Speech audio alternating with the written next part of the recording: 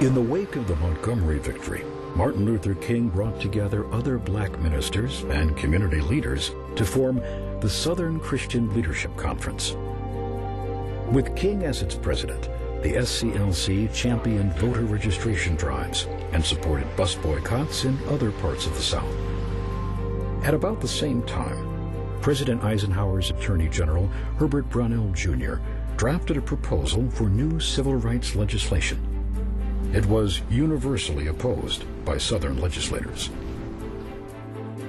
Nevertheless, Senate Majority Leader Lyndon Johnson guided a diluted bill to final passage by a 60 to 15 vote, establishing the Civil Rights Act of 1957. The NAACP's Roy Wilkins dismissed it as a crumb from Congress. Even so, it was the first civil rights legislation since Reconstruction. The law provided new authority to the Justice Department to oversee elections and investigate officials who interfered with voter registration. It also created a new division within the Justice Department to prosecute civil rights violations. The legislation was a symbolic victory for King and other civil rights leaders, but not enough to silence their rising demand for full legal, economic, and social equality. In some cases, the most deafening statements were made without uttering a word.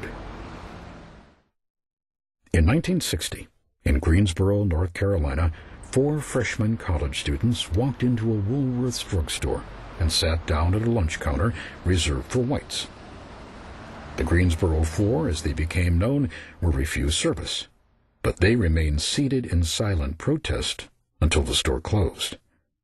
Their sit-in continued for weeks and ignited a wave of similar demonstrations.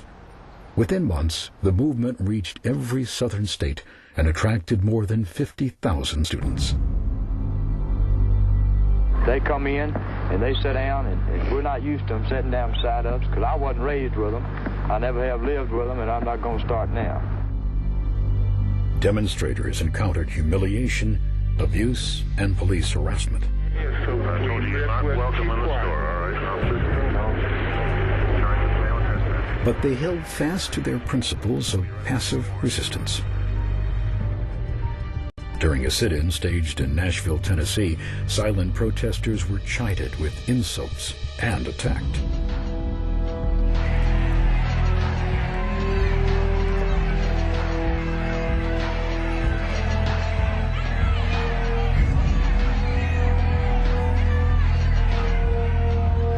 They refused to fight back, but 81 demonstrators were arrested anyway on charges of disorderly conduct.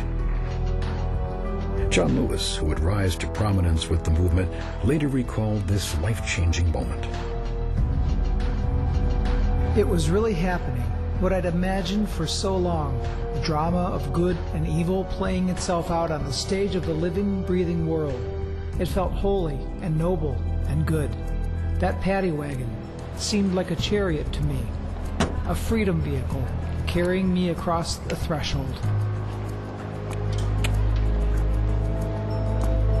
The arrests galvanized the Nashville student movement.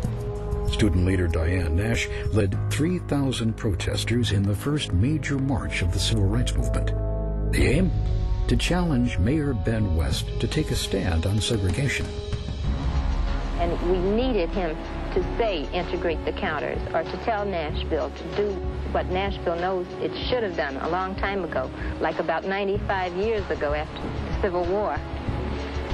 So I asked the mayor, first of all, Mayor West, do you feel that it's wrong to discriminate against a person solely on the basis of his race or color? Ultimately, the answer was yes. Within a month, Nashville became the first major city in the South to begin desegregating its public facilities.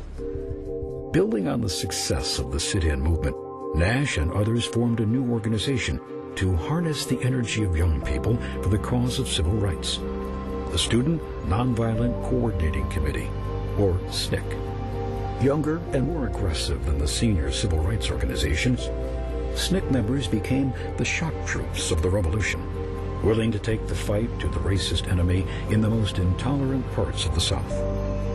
As a Mississippi farmer named Hartman Turnbull would observe, "Power seek the weak places, water seek the low places, but Snick done seek the hard places, seemed like to me."